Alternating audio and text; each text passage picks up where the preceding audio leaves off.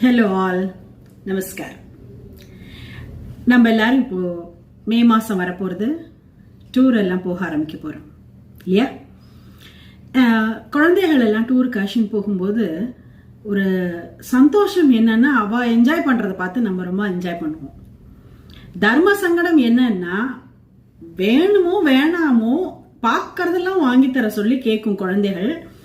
எத்தனை நேரத்துல தான் முடியாதுன்னு சொல்றது? அது அழுவும், மூஞ்சி தூக்கி வச்சுக்கும், சரியா சாப்பிடாது, கோஆபரேட் பண்ணாது. சரி போட்டோம் அப்படின்னு நம்ம எத்தையும் வாங்கி கொடுப்போம். அப்போ ஊருக்கு வந்து பார்த்தாக்கா குப்பை மாதிரி கிடக்கும். அடுத்த 6 மாசத்துக்கு என்ன பண்றதுன்னு தெரியாம அதெல்லாம் வச்சுண்டு. இது மாதிரி நிறைய பேர் ஆத்துல எக்ஸ்பீரியன்ஸ் ஆயிருக்கும். எங்காத்துலயும் குழந்தைகள் இருக்கா, சின்ன வயசுல நாங்களும் அதெல்லாம் எக்ஸ்பீரியன்ஸ் பண்ணியிருக்கோம்.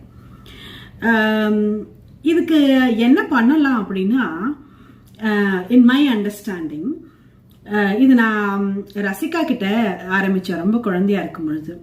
எப்பவுமே ஒரு ஊருக்கு போறோம் அப்படின்னா அது அந்த ஊருக்கு போகும்பொழுது பேஸ்ட்லேருந்து, ப்ரஷ்லேருந்து, சோப்புலேருந்து என்னென்ன வேணுங்கிறத அந்த குழந்தைய விட்டு ஃபர்ஸ்ட் நான் லிஸ்ட் போட சொல்வேன். எப்பவுமே இது எல்லா குழந்தைகளுக்குமே நான் சொல்றது தான்.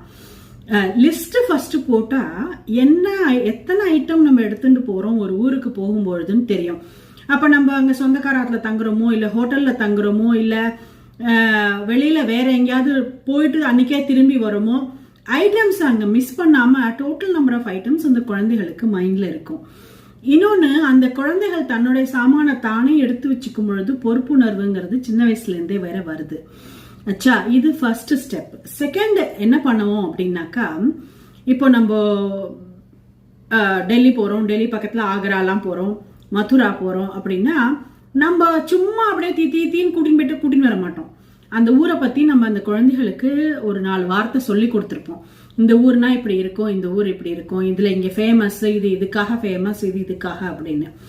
அப்ப அங்க இது ஃபேமஸா கிடைக்கும் அப்படிங்கறதும் நம்ம சொல்லுவோம்.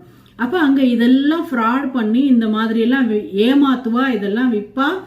வாங்கின்னு வந்தால் 4 நாள் கூட அந்த பொம்மைகள்லாம் வேலை பண்ணாது. அதுக்கு நம்ம ஊர்லயே தெரிஞ்ச கடையில ஜென்யூனான ஐட்டம்ஸ் நம்ம போய் வாங்கி விளையாடுறதுக்கு யூஸ் பண்ணிக்கிறது பெட்டர். அப்படி என்னென்ன வேணும், எதை வச்சுன்னு விளையாடுவேன், நீ ஒரு பிளான் வச்சுக்கோ அப்படின்னு நம்ம கத்து கொடுத்தோம்னா, அது பாக்குறதெல்லாம் வேணும்னு கேட்காது, பாக்குறதெல்லாம் இது உருப்படி இல்லையான்னு நம்மள கேட்கும். அப்ப அதுக்கு ஒரு அனலைஸ் பண்ற கெப்பாசிட்டி சின்ன வயசுல இருந்தே வரும். நம்ம எப்படி ஒரு விஷயத்த அப்ரோச் பண்ண சொல்லி கொடுக்கறோமோ, குழந்தைகள் அப்படித்தான் அதை புரிஞ்சுக்கிறா. அப்போ சொல்லி கொடுக்க வேண்டிய பொறுப்பு யார்கிட்ட இருக்கு? நம்ம கிட்ட தான் இருக்கு. டூருக்கு ரெடி ஆயாச்சா? பேக்கிங் எல்லாம் ஆயாச்சா?